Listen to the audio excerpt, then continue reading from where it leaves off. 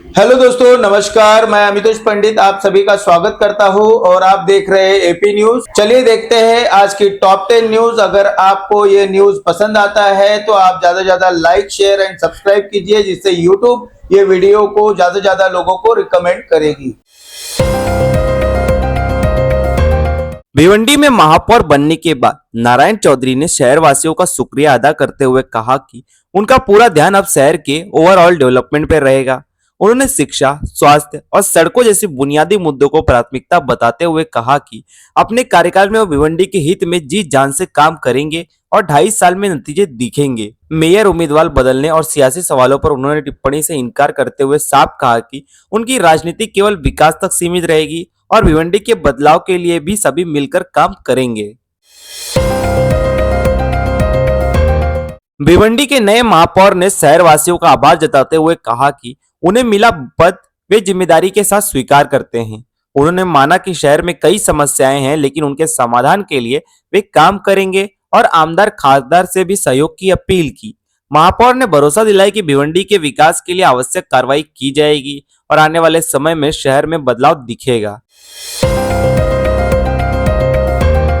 Bhiwandi mayor चुनाव के बाद मयूरेश पाटिल ने एकनाथ शिंदे और सहयोगी दलों का आभार जताते हुए कहा कि शिवसेना, भिवंडी विकास आघाड़ी और समाजवादी पार्टी के गठबंधन ने मिलकर बिलास पाटिल को 25 में से 25 वोट दिए। उन्होंने नए महापौर नारायण चौधरी और उप महापौर तारिक मोमिन को बधाई देते हुए उम्मीद जताई है कि आने वाले दिनों में शहर के विकास को गति मिलेगी और जनता की अपेक्षाओं पर खरा उतरने का प्रयास किया जाएगा।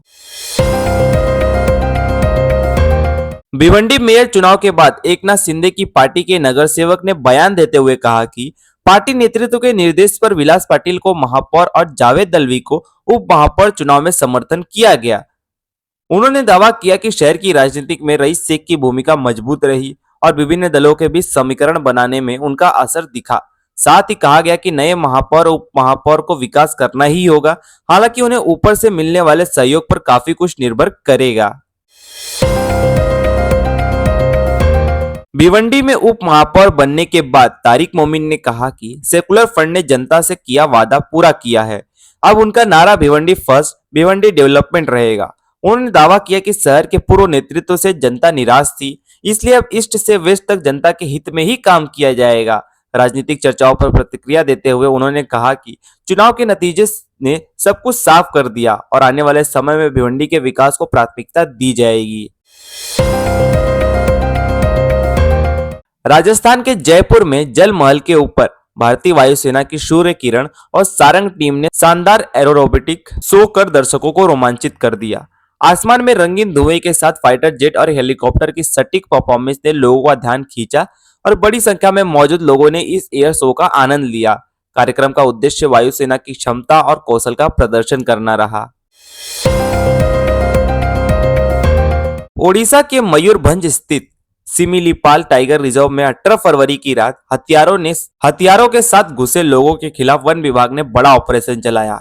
हवाई कैमरों की मदद से गतिविधि का पता चलते ही टीमों को तैनात कर दिया गया और करीब 24 घंटे की कार्रवाई के बाद 39 लोगों ने स्वेच्छा से सरेंडर किया। अधिकारियों ने बताया कि समय रहते कार्रवाई से शिकार की किसी भी कोशिश को नाकाम कर दिया गया।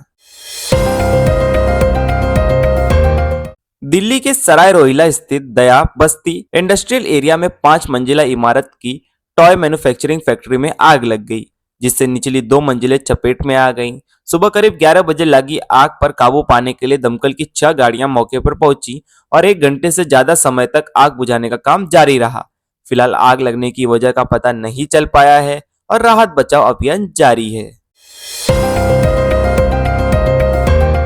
हरियाणा के अंबाला के कपड़ा बाजार में एक गारमेंट दुकान में आग लगने से बड़ा हड़कंप मच गया। सूचना मिलते ही दमकल विभाग की कई गाड़ियां मौके पर पहुंची और आग पर काबू पाने की कोशिश की। कोतवाली थाना प्रभारी सुरेश कुमार ने बताया कि दुकान के मालिक विशाल हैं और समय रहते उन्होंने कार्रवाई से आग को फैलने से रोक दिया गया, जिससे बड़ा नुकसान टाला गया।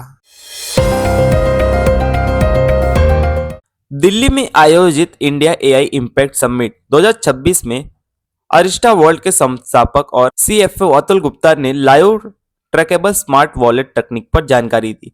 उन्होंने बताया कि 2017 में अपना वॉलेट खोने के बाद इस आइडिया की शुरुआत हुई और अब एआई आधारित स्मार्ट वॉलेट के जरिए रियल टाइम ट्रैकिंग संभव हो रही है। समिट में नई तकनीकों और एआई के प्रभाव पर विस्तृत चर्चा की गई।